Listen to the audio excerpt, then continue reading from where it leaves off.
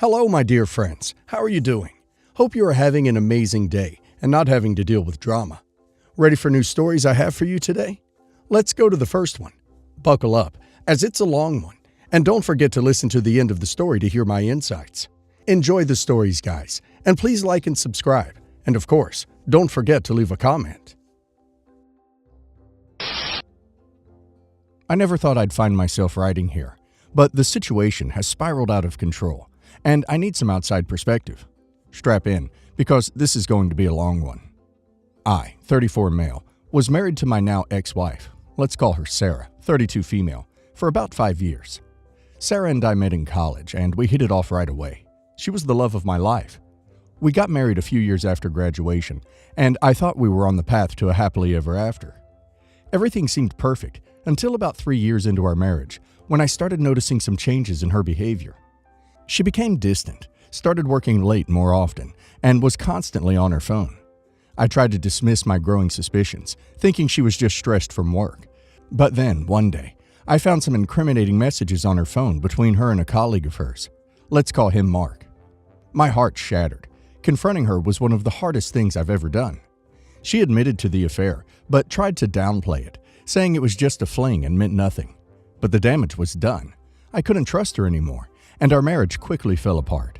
The divorce was messy, filled with anger and resentment, but eventually we finalized it and went our separate ways. I spent the next year trying to pick up the pieces of my life. It was hard to get over the fact that the closest person betrayed me. Therapy helped, and so did the support of my friends and family. But there was one person who seemed to be absent during my darkest hours. My younger brother, James, 30 male. We had always been close, and his distance during that time hurt more than I let on. A year after the divorce, James started acting strange. He was evasive whenever I brought up dating or relationships, which was odd because he had always been open about his love life. Then, out of the blue, he dropped a bombshell. He was dating Sarah. To say I was shocked would be an understatement. I felt betrayed all over again, not just by Sarah, but by my own brother. James tried to justify it, saying that he and Sarah had reconnected at a mutual friend's party and that they had developed feelings for each other. He insisted that her past mistakes didn't matter and that they were in love. I couldn't believe what I was hearing. How could he do this to me? I told him exactly how I felt, that it was a betrayal of the worst kind, but he was adamant about continuing the relationship. My family, ever the peacemakers, tried to smooth things over. They said I should be happy for James if he had found love, and that I needed to let go of the past. But how could I? The woman who had destroyed my marriage was now dating my brother. It felt like a never-ending nightmare. And now he dropped another bombshell. James announced that he and Sarah were getting married. The pressure from my family to attend the wedding was immense. They said it was a chance for me to show that I had moved on and could support my brother. But I couldn't do it. The thought of watching them exchange vows, knowing the pain Sarah had caused me, was too much to bear. I flat out refused to go, causing a rift between me and my family. The pressure from my family to attend the wedding was immense. They said it was a chance for me to show that I had moved on. Now they are blaming me for being jealous and holding the grudge and ruining my brother's wedding, because without me, it won't be complete. Am I an a-hole for not going to the wedding?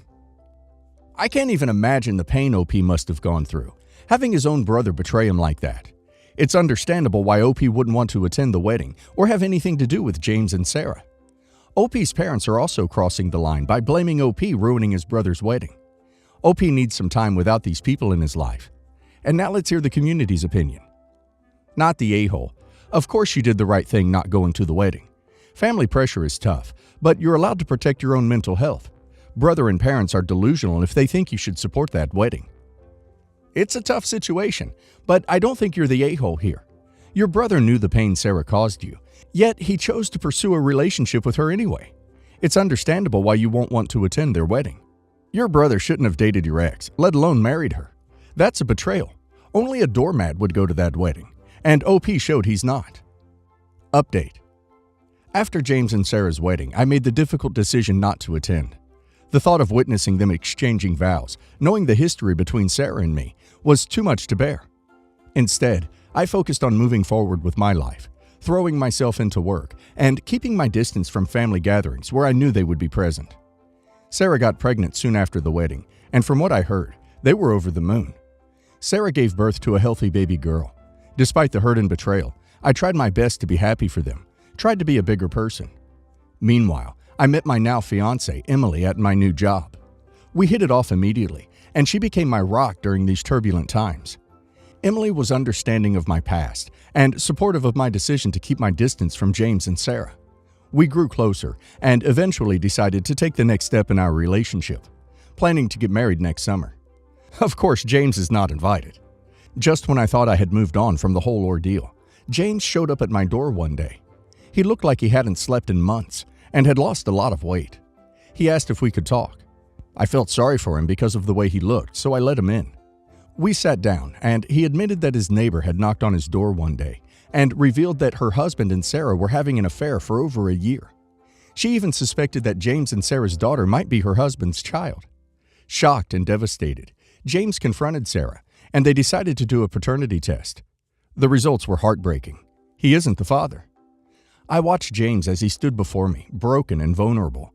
He asked for my forgiveness, suggesting that our shared pain could be a foundation for rebuilding our relationship. But I couldn't bring myself to forgive him so easily.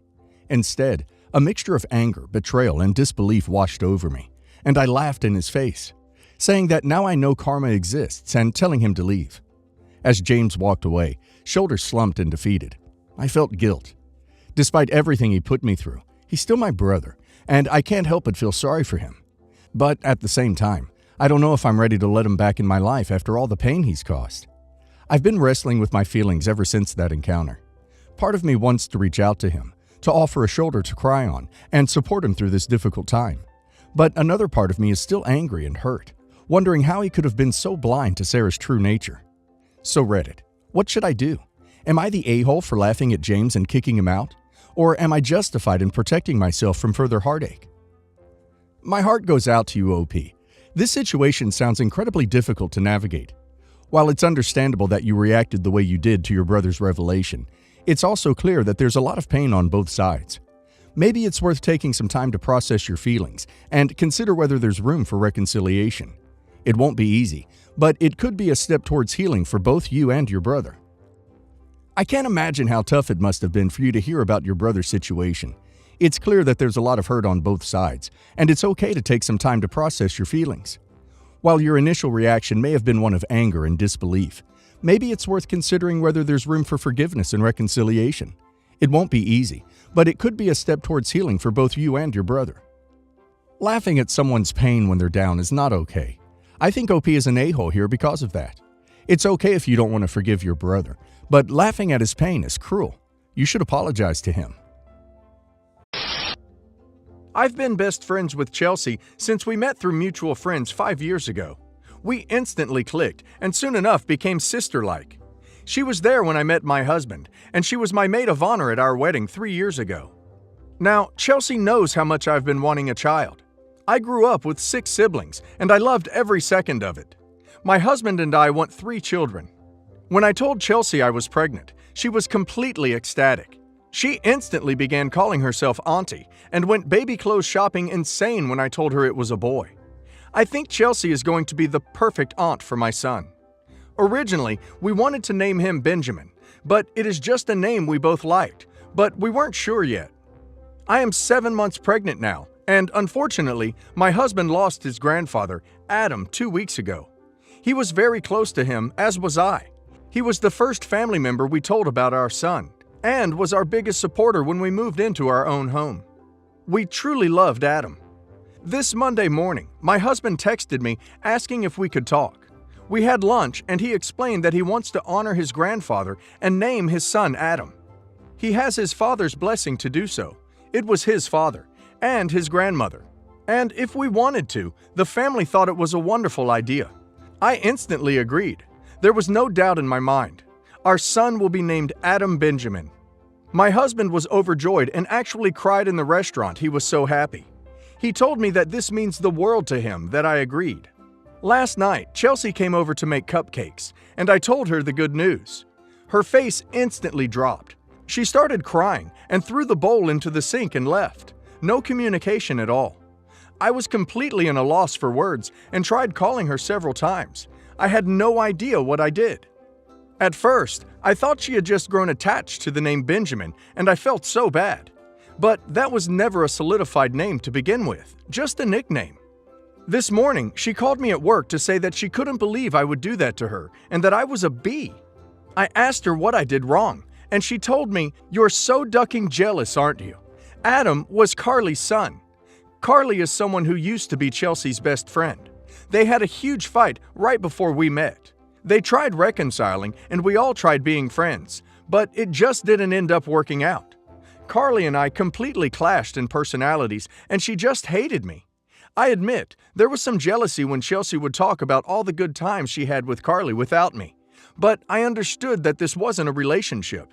And even if it was, you can't have possession over people. Carly had a son, Adam, apparently, when she was 21. Unfortunately, Adam died of SIDS a month later. I knew about this, but I didn't know his name. I texted Chelsea to apologize, and that I never meant to put salt in her wound. But she acted like I was responsible for her original loss. I felt so bad. She texted me back that I was only doing this because I hated Carly, and that she never wanted to talk to me again unless I changed my mind. I am seriously at a loss here. What do I do? I don't want to upset anyone, but I feel like this is our son. We are naming him out of love, not out of spite. OP should stop indulging this twittish behavior. OP has nothing to apologize for. This is OP's son, and she has every right to name him what she wants. OP is not asking her if it's okay, she is telling her that this is how it is. It's not OP's job to tend to others' mental problems, where they think they can decide what is right or wrong in OP's life. A real friend, if she was one, would shut her mouth. OP needs to rethink this selfish, self-centered person as a friend. My husband's best friend passed away 8 months ago from a car accident.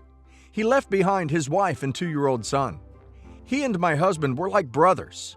They were very close, and this loss impacted my husband. He'd keep saying that he lost his brother and a true friend. To be frank, he was dealing with so much grief and sorrow, and no longer had interest in doing certain things. He, however, kept visiting his friend's widow regularly to check in on her and her son. I know her, and she's a decent person, and I cannot imagine what she's going through. I have so much empathy for her and her son. My husband started going over to her place a lot. He'd bring food and stuff and check on her and her son often. He, at first, was very open and honest with me about wanting to help his friend's widow with whatever he can. And I understand why he felt this way. But I noticed that he's purposely skipping work and family events to go visit her. He still called to tell me that he was at her place. This started affecting our lives majorly. I sat him down and talked about what's going on. He kept saying he felt he wasn't doing enough. I told him to take it easy, and he's done his best to support his friend's widow in this difficult time. I asked him to regain focus on work and other important things in his life. I thought that would get him to see what I meant, but he stopped telling me where he goes. He started lying about where he was. Lying about saying he was at his brother's house, and his brother would then say, no, he wasn't. So I knew he was lying, and was probably at her place. I had a strong feeling that something was wrong. He let me use his phone and had nothing to hide. To my surprise, her number was no longer in his phone. There were no calls or texts, which was weird because he'd usually call to check on her. I asked about that, and he said he no longer has her number. But I accidentally discovered another phone hidden in his car and saw that they've been exchanging texts and phone calls. The text felt intimate, though they weren't sexting, but they felt very intimate. Most of the phone calls were over 15 minutes long, and most of them had her crying and my husband saying nothing, just breathing. The sound of his breath was loud enough for me to hear. I felt so much confusion and discomfort. I knew that there was something going on between them. I had many questions I wanted to ask him. I couldn't wait till he got back to the car to confront him with what I found. But for some reason, I waited for days. I wasn't acting myself, and my husband noticed something was wrong but never asked me. He came to me by himself and said he knew I knew something was up. He sat in front of me and started crying, swearing that he has been respectful of his friend's widow's boundaries and always considered her like a sister to him. From what he said, I felt like something happened between them, but he only talked about the messages and calls they shared and explained that it was her who kept reaching out to him, and he didn't want to make her feel like she was alone when they both suffered the same loss. He said he also knew how I'd feel about the constant calling, so he got another phone for the purpose of comforting her during this time, without causing issues in our relationship. But he already did. I told him this was not him confronting her, and those texts felt uncomfortably similar to an emotional affair.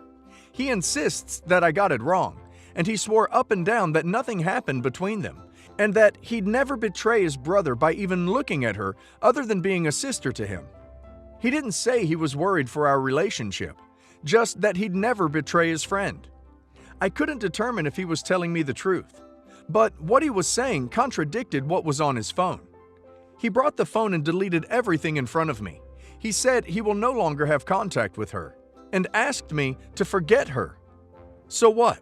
I'm supposed to forget that this even happened just because he said he will not be talking to her again? He kept asking, "What else do you want me to do?" in a loud tone, and we eventually had an argument and he left at 10 p.m. I've been an absolute mess since then, and he hasn't stopped texting me to apologize for his outburst and his previous behavior. He kept saying he loves me and that he'd never think of hurting me, then talked about his deceased friend.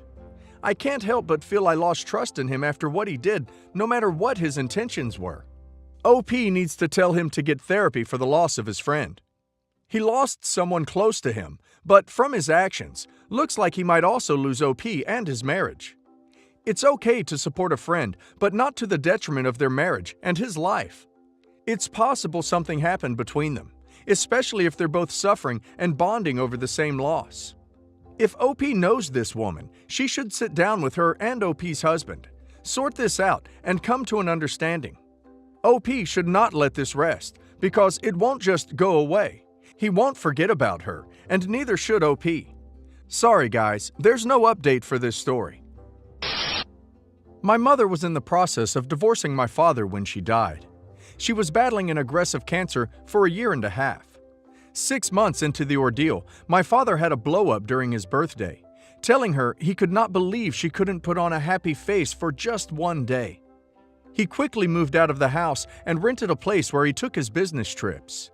My mother was in denial until somebody close to her told her that they saw my father firsthand out and about kissing another woman. She filed for divorce 1 month before her death, and my father went public with his new girlfriend, 27 female. After she died, my father came to the house with a family friend and made a huge scene, crying and saying they had a good marriage and family. As the husband of the deceased, most people expected him to plan the funeral, but conversations with him usually turned to preparing the house for sale and dealing with the estate that he expects to get as the husband. He and his girlfriend moved into the house, and finally, he said that me and my mother were the event planners in the family, so it would be better in my hands, and he gives me full right to do as I think best. He also said he wanted no events at their place because his girlfriend is a germaphobe about where she lives. I ended up doing all the work with my grandmother, aunt, and my mother's best friend. When I sent him the formal notification about when and where we would be holding the memorial, he asked why there wasn't one addressed to his girlfriend, and then showed me screenshots of chats where both he and his girlfriend were criticized. All the people who have put love into my mother's funeral think it's inappropriate for the man my mother loved for her whole life to be sitting next to a new girlfriend. In addition, my father and his girlfriend are nicknamed Couple Club Molly by everyone in our circle under 40 because of how much PDA they show whenever they are out together. Her always sitting on his lap, making out, keeping their hands in inappropriate places. When I tried to gauge if my father would consider tapering off the touching and rubbing up against each other, sharing a seat, they've been known to do, he denies remembering one time they've even kissed in public, and says that he can't help but think I want to dictate how he grieves, and that you can't expect someone who's been cruelly touch-starved for like 2 years to accept that state of affairs. He says, invite both of us, or I assume you're not inviting me. My father never used to be like this. He used to be very affectionate and gregarious, but now everything that's so charming about him is worse than glib. My main concern is my grandmother, who has been suffering heart palpitations since we lost my mother, and the stress of dealing with drama or reminders of my father cheating is too much for her. Should I leave the ball in my father's court and let him decide what he wants to do? Or should I bite the bullet and formally invite his girlfriend? I have spent nearly all of my own money on this funeral, and my father contributed a total of $100. It very much sounds like he wants to play the part of the grieving husband while also showing off a young girlfriend.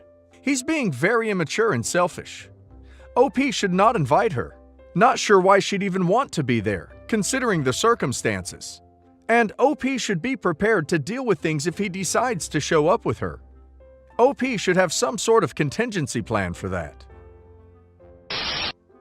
My husband and I have been together for 4 years. This is his second marriage. He was divorced when I met him and moved to my hometown for work. Honesty is an important factor in our marriage.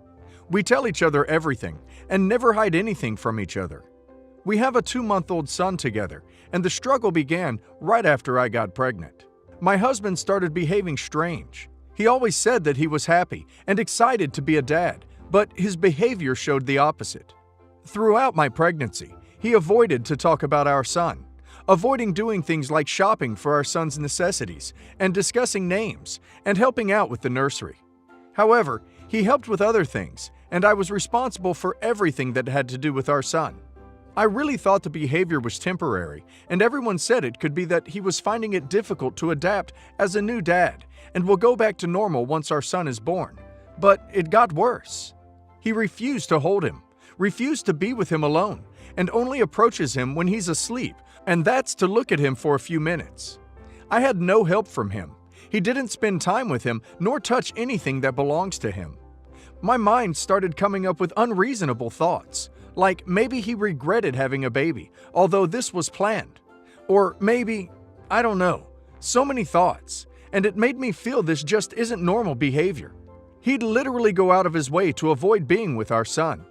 He hasn't held him since he was born. There's no bonding going on whatsoever. I've talked to him many times about it, and all he said is that he is being too worried, overprotective of him. I suggested therapy, but he refused, saying he just needed time to get rid of the stress. So there was an accident where I had to go to the pharmacy and asked my husband to watch our son, not feed him, not change him, just watch him till I get back in 30 minutes. I got home and discovered that my husband was gone. I was livid. I called him and he lied, saying he had work. I got into a huge argument with him for leaving our son alone in the house, only because he clearly tried to avoid being a responsible dad for just 30 minutes.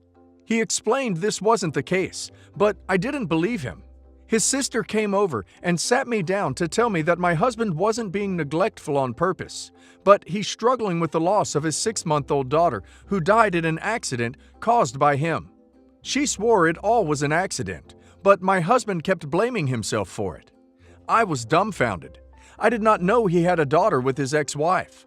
I never saw any signs indicating he had a daughter. I know that he's divorced, but never told me about his deceased 6-month-old daughter. And it's probably the reason he's divorced, because he claimed it was because of infidelity. It was too much for me to handle. I felt like he'd been lying to me about many things and caused me so much stress and hardship, on top of what I have already been dealing with. I wanted some space, so I took our son and went to stay with my mom. Her reaction was major. She criticized my husband at every turn, called him a liar and a manipulator, and told me to leave him. He's got major issues besides he's not safe nor mentally stable to be around our son, since he already caused his daughter's death. She told me to focus on my son and do everything I can to protect him, despite the fact it's his own dad she was talking about. I haven't heard from him since I left the house, but his sister is in contact with me. And so far, we've talked few times about my husband's deceased daughter. I'm not gonna lie, I truly felt uneasy. The fact that the accident was caused by my husband's recklessness is so concerning. I told his sister how I really feel about him now, and that I can't let anything happen to my son, especially after what my husband did. It's too hard for me to say that I don't trust my husband. I asked her and his family for some time, but they kept saying I can't keep his son away from him, and he has every right to see him. I feel like there's a ton of pressure being placed on me on top of what I'm already dealing with right now, and his family keeps criticizing me for my stance. I could be acting cruel towards my husband's trauma. He's clearly struggling, and I have no doubt that he loves our son and would never hurt him, but his behavior is causing me to be concerned. He physically removed himself from being near his son. OP is not keeping him away. He's done that already. This whole thing is terrifying, and I think OP should consult an attorney ASAP. Clearly, OP's husband has issues he needs professional help to resolve.